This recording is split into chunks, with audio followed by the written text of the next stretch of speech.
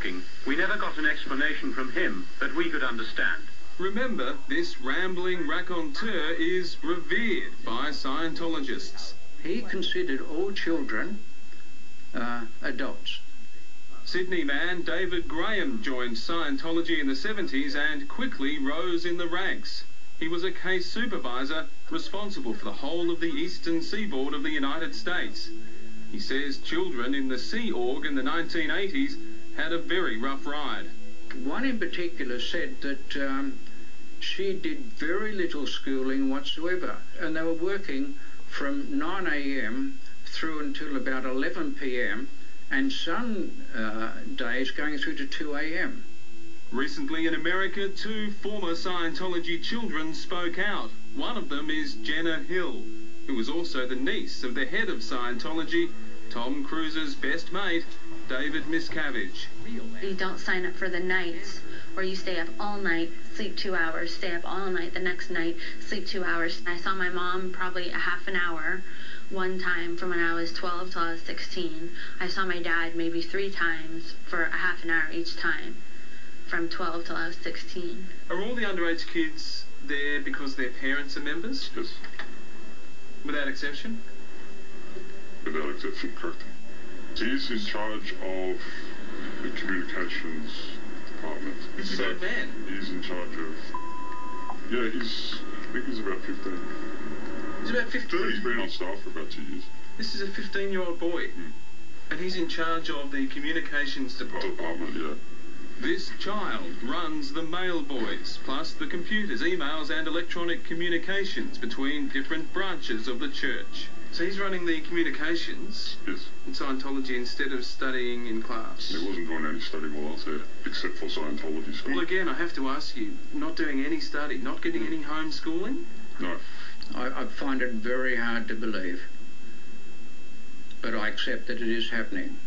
If proven true, how serious is this?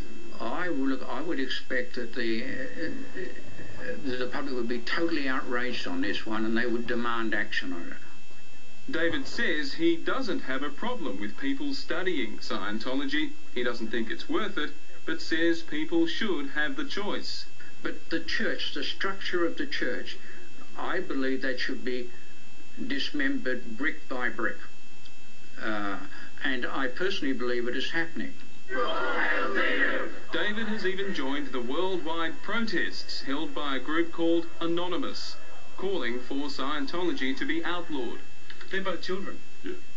Well, he's like 12 or 13. Yeah. And probably about 15 or 16. Young girl should be in school. Is she getting homeschooling? No. Well, they would say she is. Well, there's a couple of hours a day that she gets. Yeah, this one here. Yeah, that's unsupervised. Unsupervised and untested. Our source claims only 2 of the children get that. The rest, he says, get no homeschooling. Well, the official line, is what the org will tell you, is that they get homeschooling. But when I was last there was 2 of them that were getting at most 2 hours a day unsupervised. We spoke to one former child Scientologist who is no longer part of the group. She was still too upset to appear on camera, though she has written an account of her time in Scientology. The manual labour was exhausting. I wasn't sleeping well, averaging 5 hours a night.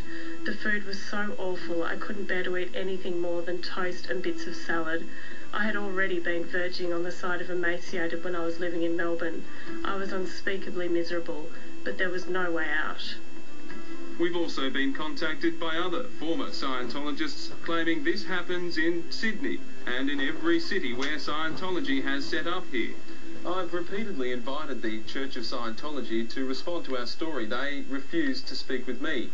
But through a third party, Scientology spokesperson Vicky Dunstan says that this story she knows came from David Graham, that he has real problems. In fact, as you've seen, the story did not come from David Graham.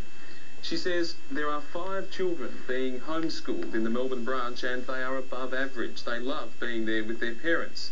No children, she says, work 40 hours a week. They simply run the odd errand. Brian Seymour has been hitting us for a year. He has a campaign to destroy us and is working with Anonymous. There is no campaign. I'm not working with any protest group. I'm simply reporting something that more and more ex-Scientologists are desperate for you to hear. What do you want to see happen? I want to see the contract brought out into the public. And here it is, a Scientology staff contract. It commits the minors who sign it to a 2.5 or 5 year stint as a Scientology staff member.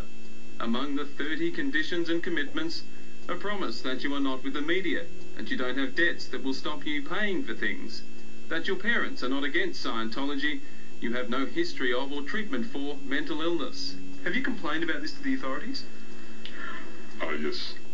Victoria's Workplace Ombudsman is investigating Scientology's employment of children. The Victorian Department of Education says it will base its inquiries on information we've provided to them. The only study that he gets is Scientology study. That's learning how to be a staff member. What about numeracy, literacy, English, basic, rudimentary sociology, history? No. Physical education, art? No. None of this? Correct. Scientology 100%? Yes. Why do they do it? Because of their belief that only Scientology will save mankind. A belief built on the story of an alien named Xenu, who millions of years ago supposedly brought alien entities to Earth and blew them up in volcanoes around the world. Today we are all inhabited by these alien beings. At the end of the day, Scientology is a business that operates as a cult, pretending to be a religion. So it gets away with it because of that. Tomorrow, an exclusive interview with the Hollywood star who's left the church over its beliefs and conviction about making money. Our reporter, Brian Seymour.